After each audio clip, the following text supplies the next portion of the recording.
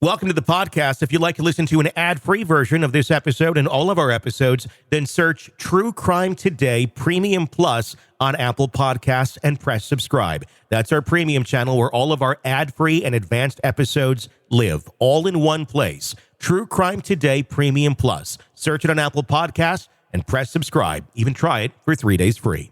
You're about to take a deep dive into one of the biggest true crime cases in the universe. Or, at least, on our part of the planet. From the Hidden Killers podcast and True Crime Today. Maggie Murdaugh's life from the outside appeared to be one of privilege and comfort. Born Margaret Kennedy Branstetter in 1968, she was raised in the Low Country of South Carolina, an area steeped in Southern tradition, where her family had deep roots. Maggie grew up with all the hallmarks of a charmed life, an upbringing that provided her with a sense of stability, wealth, and a tight-knit community. Described by friends as kind, outgoing, and deeply committed to her family, Maggie was a fixture in the South Carolina social scene. But behind that facade, her life was marked by a turbulent marriage, growing personal isolation, and mounting pressures she could no longer ignore. Her marriage to Alex Murdaugh, a prominent lawyer from a family of legal giants, seemed like a perfect match. The Murdaughs had been a powerful force in South Carolina's legal community for nearly a century, with multiple generations of solicitors controlling the justice system in the Low Country. Marrying into this prestigious family cemented Maggie's role in an elite social circle, providing her with the status and security that came with being part of one of South Carolina's most influential families.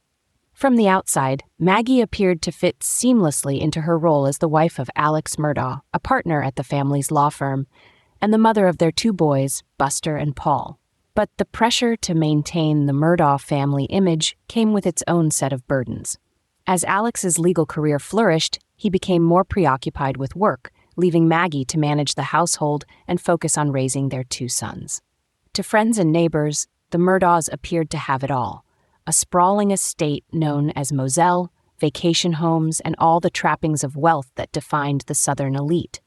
But over time, the cracks in their marriage began to show. Maggie, who had once been the picture of a devoted wife and mother, grew increasingly isolated, retreating from the social world she had once embraced. Those who knew Maggie closely began to notice the change. She had always been protective of her family, particularly her boys, and especially Paul, who was known to get into trouble. Friends would later describe her as a mother who could see no wrong in her children, particularly Paul, and would go to great lengths to protect him. Maggie adored her boys, a family friend recalled. Her whole world revolved around them, and she'd defend them fiercely, no matter what. But while Maggie's devotion to her sons remained strong, her relationship with Alex grew increasingly strained. Behind the walls of the Murdaugh family estate, Maggie's marriage to Alex was unraveling. According to sources close to the family, the couple had grown distant over the years, with Alex focusing more and more on his legal practice and his own personal affairs, while Maggie felt increasingly neglected. There were rumors that their relationship had become purely transactional, with Maggie playing the part of the supportive wife while privately harboring deep frustrations. Those frustrations reportedly stemmed from Alex's growing absence, both physically and emotionally. He was frequently away on business, working late hours at the family firm and traveling for his various cases, leaving Maggie to manage the home and care for their sons largely on her own. By 2021, friends say Maggie had all but retreated from the family's main residence at Moselle, opting to spend more and more time at their beach house on Edisto Island. The beach house was a place where Maggie found some solace, away from the pressures of being the wife of a prominent lawyer and the mother of two boys who were growing into men with their own set of challenges. It was here, friends say, that Maggie would often confide in those closest to her, expressing her deep concerns about the direction her life was taking and the state of her marriage to Alex. She reportedly shared with friends that she felt trapped, stuck in a marriage that no longer fulfilled her, with a husband who was distant and, at times, unavailable. The marriage between Maggie and Alex, according to those who knew them, had grown cold. They lived largely separate lives, with Alex focused on his work and Maggie more interested in her own pursuits, including her growing interest in real estate. She was said to be deeply unhappy, and there were whispers that she had begun to consult with a divorce attorney in the months leading up to her death. While nothing had been filed, those close to her believed that Maggie was seriously considering ending her marriage to Alex, a decision that would have had major implications for the Murdaugh family. Divorce, in a family as prominent as the Murdaughs, would have been scandalous. The Murdaugh name carried immense weight in the Low Country, and any hint of trouble within the family would have been enough to cause a ripple through the tight-knit legal and social circles they dominated. For Maggie, contemplating divorce would have been an incredibly difficult decision. She was not only facing the end of her marriage, but also the potential fallout from the Murdaugh family itself. Yet for Maggie, it seemed like the only option. Her marriage to Alex had become untenable, and she was reportedly tired of living in the shadow of a man whose priorities no longer included her. Maggie's growing disillusionment with her marriage coincided with the legal troubles surrounding their younger son, Paul. In 2019, Paul was involved in a tragic boating accident that resulted in the death of 19-year-old Mallory Beach. Paul had been driving the boat under the influence when it crashed, throwing Mallory into the water and leading to her death. The incident sparked a media frenzy and put the Murdaugh family under intense scrutiny. Paul was charged with multiple felonies, including boating under the influence, and the case became a public spectacle, with the Murdaugh name at the center of it all. For Maggie, the boat crash was devastating.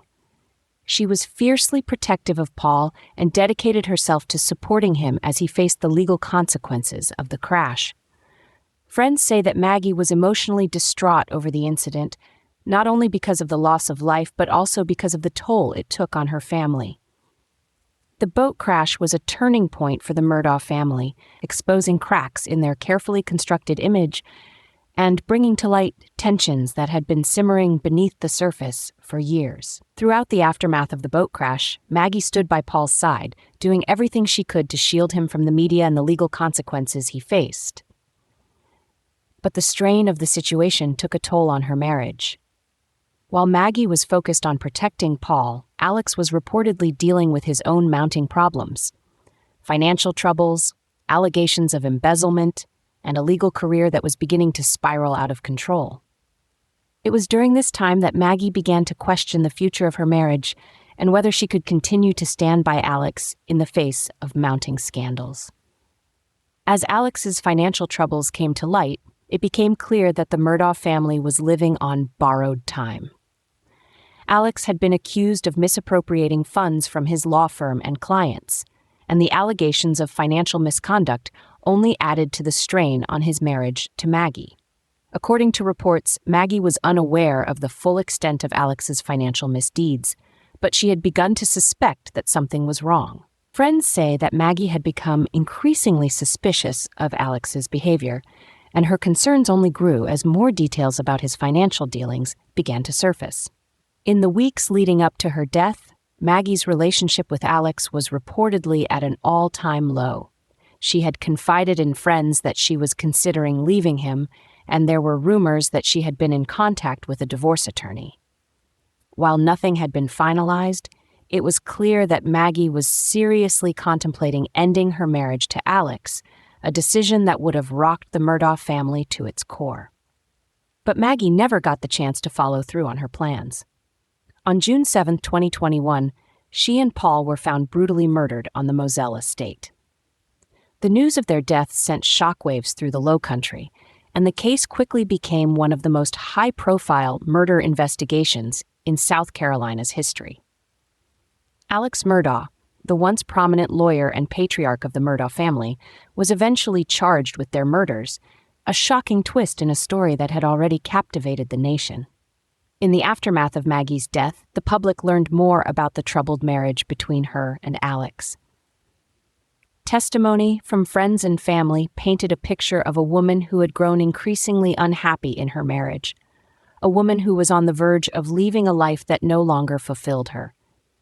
The financial scandals surrounding Alex only added to the mystery of what had really been happening behind the doors of the Murdaugh estate. For many, the question remained, was Maggie planning to leave Alex, and if so, did that play a role in her untimely death? The answers to those questions may never be fully known. What is clear, however, is that Maggie Murdaugh was more than just a victim in a tragic story. She was a woman who had dedicated her life to her family, who had stood by her children through thick and thin, and who had been on the brink of making a major decision about her future. Her death, like so much of her life, remains shrouded in mystery, leaving those who knew her to wonder what might have been. For the people of the Low Country, the murder of Maggie Murdaugh was not just the loss of a prominent figure in their community, it was the end of an era. The Murdaugh family, once untouchable, had been brought to its knees, and the truth about what had really happened in the final days of Maggie's life remains a haunting question. What led to her tragic end? Was she about to leave Alex? And if so, did that decision seal her fate? Maggie's story is one of love, loyalty, and ultimately, betrayal. She was a woman who gave everything to her family, only to find herself trapped in a life that no longer brought her happiness.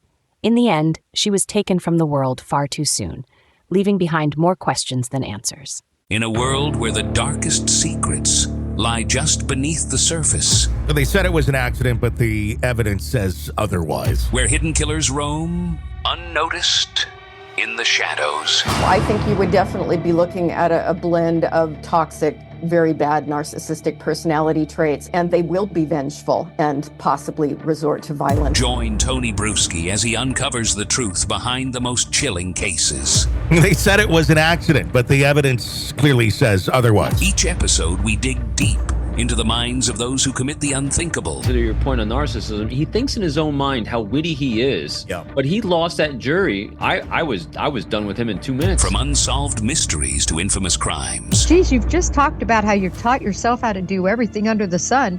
I bet you did a YouTube video, how to best kill somebody with a knife. Hidden Killers with Tony Bruschi takes you where few dare to go. How does someone with such a dark secret go unnoticed for so long? With multiple new episodes every single day. We're not just telling stories, we're seeking justice. Listen now on Apple Podcasts or wherever you get your podcasts. Just search for Hidden Killers with Tony Bruschi.